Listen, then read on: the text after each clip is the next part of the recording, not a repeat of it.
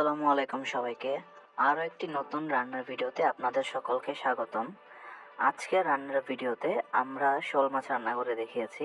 আপনারা অনেকেই শোল মাছ খেতে পছন্দ করেন, তাই আপনাদের জন্যই আজকের এই আয়োজন। সুন্দর করে ভিডিওটি দেখতে থাকুন। সবার প্রথমে একটি ফ্রাইং প্যানে উচ্চ তাপে কিছু পরিমাণ তেল নিয়ে তাতে কিছু পরিমাণ পেঁয়াজ কুচি ঢেলে নেবেন এবং সুন্দর করে ভাজতে থাকবেন। খেয়াল রাখবেন তেলের পরিমাণ যাতে খুব বেশি না হয়, আবার খুব কমও না হয়, কারণ এখানে আমরা বাকি উপকরণগুলো দিয়েও ভাজবো, সুতরাং তেলের পরিমাণটা ঠিকঠাক থাকা জরুরি।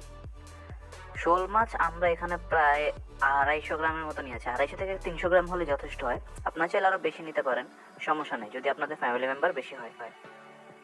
পেঁয়াজ কুচিগুলো বেশ কিছুক্ষণ ভাজার পরে তাতে সামান্য পরিমাণ পানি ঢেলে নেবেন, কারণ তরকারিতে যে ঝোলটা আমরা বানাবো সেটার জন্য পানি দেওয়া খুবই জরুরি। এরপরে 1 টেবিল চামচ পরিমাণ আদা বাটা দিয়ে নেবেন।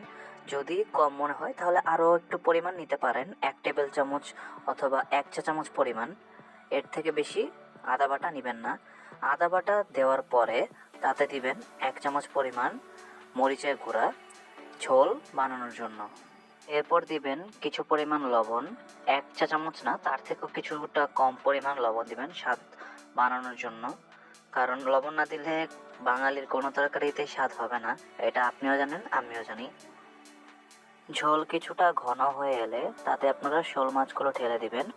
মনে রাখবেন তাপ যাতে কোনো ক্রমেই না কমে, তাপ উচ্চ তাপে রেখেই আপনারা শোল মাছগুলো রান্না করবেন এবং কিছু পরিমাণ পানি ঢেলে নেবেন যদি ঝোলটা অতিরিক্ত ঘন লাগে আপনাদের কাছে। এরপরেই আমাদের যে লাউ শাকের ডাঁটা, যদি লাউ শাক না থাকে তাহলে অন্য শাকও ব্যবহার করতে পারবেন।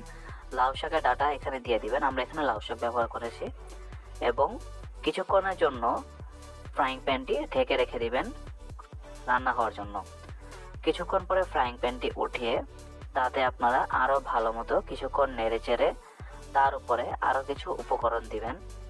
তবে উপকরণগুলো দেওয়ার আগে আরও কিছুক্ষণের জন্য আমাদের যে তরকারিটা সেটা ঢেকে রাখবেন, যাতে আমাদের মাছটা ভালো মতো সিদ্ধ হয়, এবং তারপরে চুলার তাপটা কিছুটা কমিয়ে নেবেন, নইলে আমাদের উপকরণগুলো পুড়ে যেতে পারে।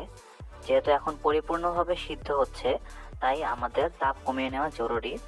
এবং এরপরেই আপনারা যা করবেন তাতে হচ্ছে লাউ শাকের পাতা কুচি কুচি করে কাটা, সেটা আপনারা দিতে পারেন। চাইলে আপনারা অন্য শাক ব্যবহার করতে পারেন, যদি আপনারা অন্য শাক খেতে চান, যেই শাকে আপনারা পছন্দ করেন দিতে পারেন। তার উপরে বেশ কিছু পরিমাণ কাটা কাঁচামরিচ দিবেন আপনারা, এবং সেটা তার উপরে আরও কিছু পরিমাণ লাউ শাকের পাতা দিয়ে সেটা ঢেকে দিবেন। কিছুক্ষণ পর পর ঢাকনা খুলে পুরো তরকারিটা একটু পরিমাণ নেড়ে চেড়ে দিবেন, যাতে এক জায়গায় তরকারিটা লেগে না যায়, কারণ তাপের কারণে তরকারির নিচের দিক থেকে পুড়ে গিয়ে লেগে যাওয়া থাকার আশঙ্কা থাকে, তাই এই ব্যাপারে আপনারা একটু সতর্ক থাকবেন। এভাবেই কিছুক্ষণ রান্নার পর আপনারা তাতে কিছু পরিমাণ ধনিয়া পাতার কুচি দিয়ে দিবেন। স্বাদ যদি আরও বাড়াতে চান, অনেকে ধনিয়া পাতা পছন্দ করেন আমি জানি, তাই আপনাদের জন্য এই সাজেশন।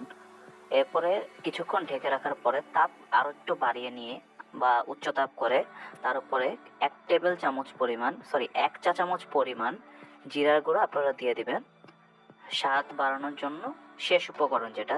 এরপর আর কিছু দেওয়া লাগবে না স্বাদ বাড়ানোর জন্য। তারপর আপনারা সেটাকে আরেকবার ঢেকে দিন। পর তরকারিটা আরও কিছুক্ষণ নাড়াচাড়া করার পরে আপনারা এই তরকারিটা উঠিয়ে নিতে পারবেন, এটা রেডি হয়ে যাবে। এরপরে আমরা আরেকটি জিনিস বানিয়েছিলাম, সেটা হচ্ছে কচুরলতি। আপনারা অনেকেই কচুরলতি খেতে পছন্দ করেন অথবা কচুর তরকারি খেতে পছন্দ করেন।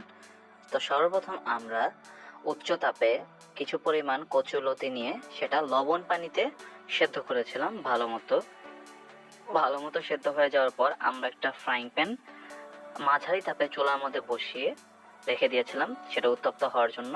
এরপর আলাদা একটা বাটি অথবা বোল আপনারা চাইলে ইউজ করতে পারেন, সেটাতে কচুরলতি, হলুদ গুঁড়া, মরিচ গুঁড়া এবং কিছু পরিমাণ লবণ, তার সাথে আদা বাটা, রসুন বাটা ভালোভাবে নিয়ে সেটা খুব ভালো মতো মিক্স করেছি। মশলার পরিমাণ যাতে খুব বেশি না হয়, 1 চা চামচ হলে যথেষ্ট, এর বেশি নেওয়া দরকার নেই, এবং খুব ভালোভাবে সেটা মিক্স করেছিলাম আমরা।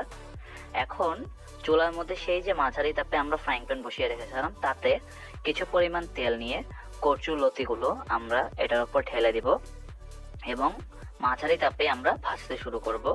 তাপ যাতে খুব বেশি না হয়, তাহলে কচুর লতি পুড়ে যাবে। যেহেতু একটা সবজি জাতীয় আইটেম, বেশি তাপ দিলে এটা খুব সহজেই পুড়ে যাওয়ার আশঙ্কা থেকে যায়, তখন আপনার পুরো প্রসেসটাই বরবাদ হয়ে যাবে।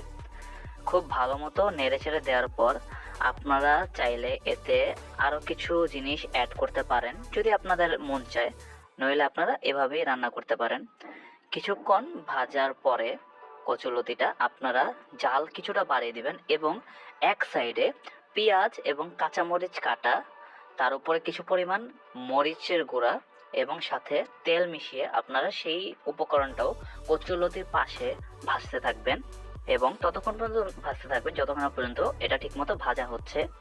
তারপর আপনারা যখন ঠিকমতো ভাজা হয়ে যাবে, কচুলতির সাথে মিশিয়ে দিয়ে একবারে ফাইনাল জিনিসটা রেডি করবেন। ফাইনাল জিনিসটা তখনই রেডি হবে যখন আপনারা লেবুর রস দিয়ে ভালোভাবে সেটাকে একটা লাস্ট সিজনিং দিবেন।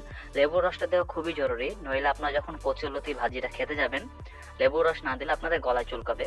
কচুলতির এই একটা খারাপ দিক যে লেবুর রস না দিলে আপনাদের গলা চুলকাবে, তাই লেবুর রস দেওয়াটা জরুরি।